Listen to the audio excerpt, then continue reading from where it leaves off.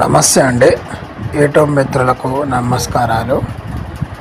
ఇక్కడ మీకు ఈ కనిపిస్తున్న మొక్క నల్లేరు. దీన్ని నల్లేరు అని పేరుతో పిలుస్తారు. దీన్ని మనము మరుగుమందు తయారీలో ఉపయోగిస్తాము.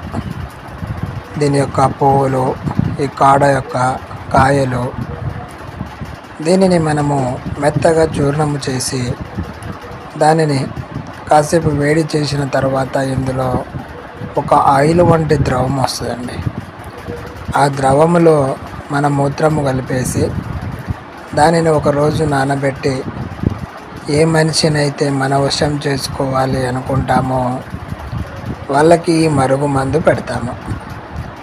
ఇది వాళ్ళకు ఏదన్నా తినే తాగే దాంట్లో అన్నములో, కూరలో, కూల్ డ్రింక్స్లో, ఏదో ఒక ఆహార పదార్థములో చికెన్, మటన్లో కలిపేసి ఇవ్వవచ్చును.